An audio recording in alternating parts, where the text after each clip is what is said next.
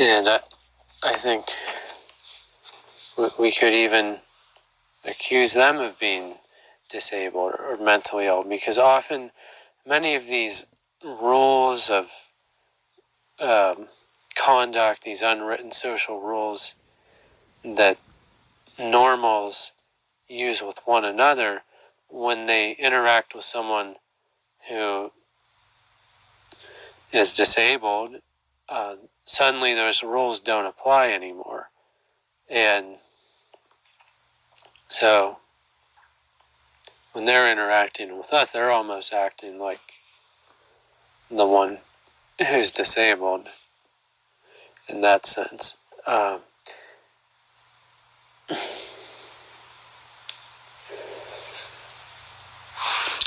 For example, Rabbi Rudy Reagan has a website called realsocialskills.org, and she has a number of articles in which she talks about interactions between disabled people and normal people, and she focuses on autism. And I agree with the general tenor of what she's saying, but I think it's still too much of a defensive mentality, where I would go more on the offensive, or at least be dismissive of the normal's ideas. And here's one example. In one of her most recent posts, she has an article titled, "But It Will Confuse the Children." And she goes on to say, when marginalized people exist unapologetically in public, some bigoted people say things like, "But it will confuse the children." And then she goes on to explain why disabled people in public will not confuse children, and why it's okay for us to be in public and for kids to be around us. Whereas if I were writing an article about this topic, I wouldn't even explain our position or defend our right to be in public as if that's up for debate. I would say instead that normal people in public are the ones who are confusing the children and are the risk to the children, because they're the ones who are more likely to be violent and to be pedophiles than we disabled people. And I think that kind of strong and almost offensive response is justified and needed when we have these ridiculous things hurled at us, that somehow disabled people who are less likely to be criminals or sexual abusers, that somehow we would be confusing to the children. I don't know whatever happened to the idea of personal responsibility that normals talk about when they're addressing us disabled folks. What about their responsibility to their own children, and not worrying about so-called bad influences of others?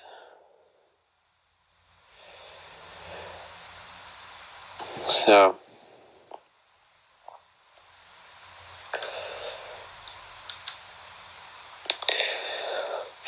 I'll go on to say that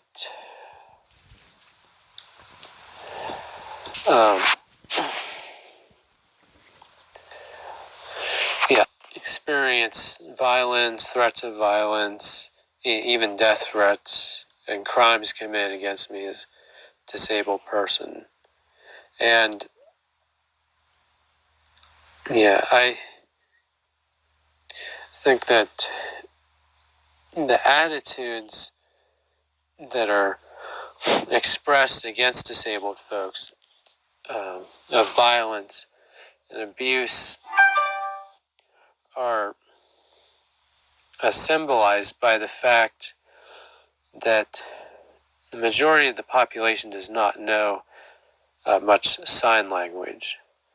But what they do know how to communicate with a deaf person, for example, by using their hands, is how to point their fingers at them, how to shake their fist at them, and how to curse them, but not how to greet them.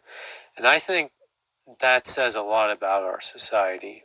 The fact that they know how to say, those unpleasant things, and that's the only thing they know how to communicate with us. And I think that very much speaks to the way that disabled people are viewed as unpersons.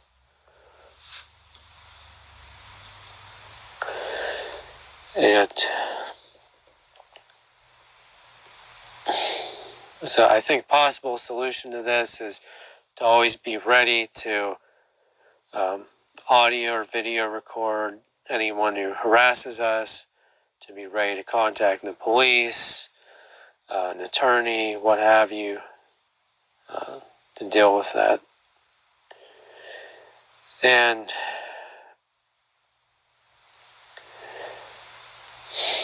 we need to attend school board meetings, meet with other parents and educators to advocate for our ideas.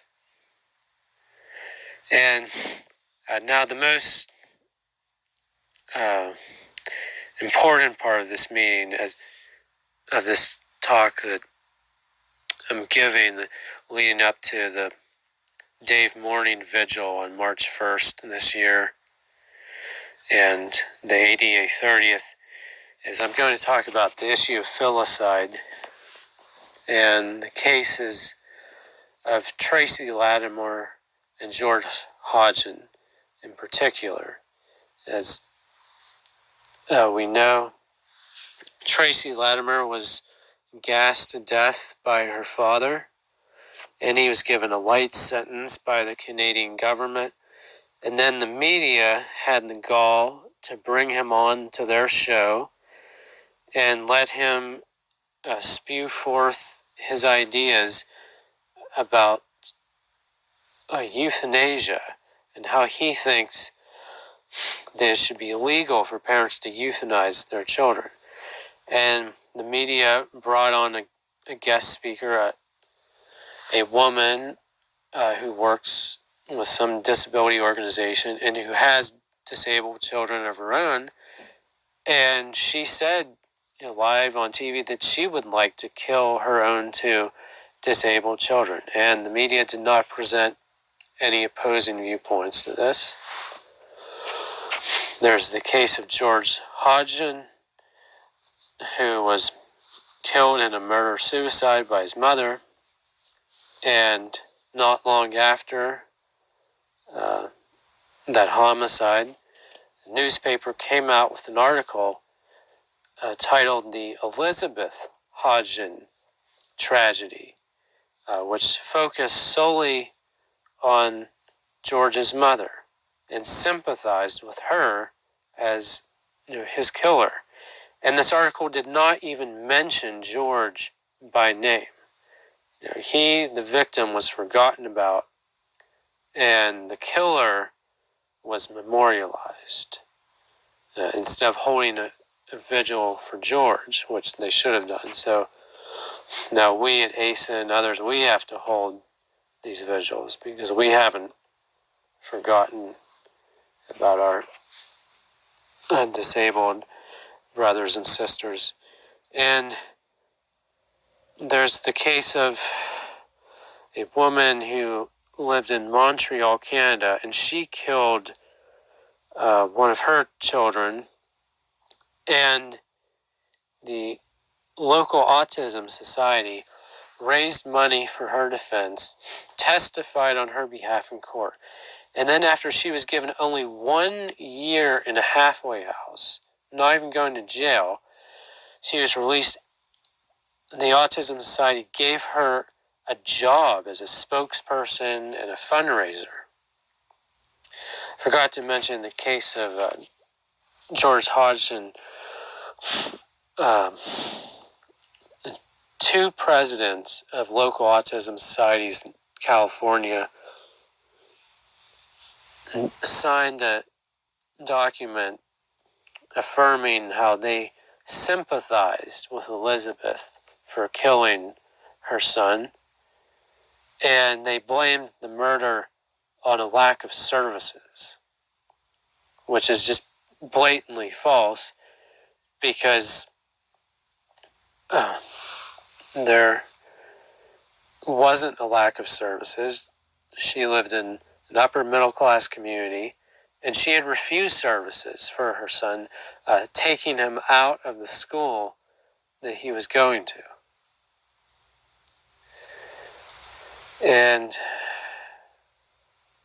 I'll mention another event here that several years ago at an Autism Speaks event, ASIN organized a protest after getting a permit from the city. They went to the Autism Speaks event, and Autism Speaks called the police on the ASIN protesters. And they claimed that they were there to listen that day to autistic people, but instead they were trying to intimidate autistic adults and drive them away, and they did not want people to know that there's an alternative to Autism Speaks through self-advocacy. And the fact that Autism Speaks only spends 1% of its budget on autistic adults, and I think about 2% for autistic children.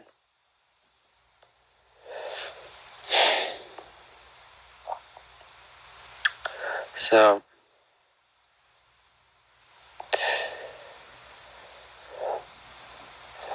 I think another possible solution that should be tried is that we as a disabled community of self-advocates, families, allies, professionals should unite in boycotting and publicly condemning these individuals and institutions that discriminate against, dehumanize, and exploit disabled people. So I hope this was helpful to those of you listening. I wasn't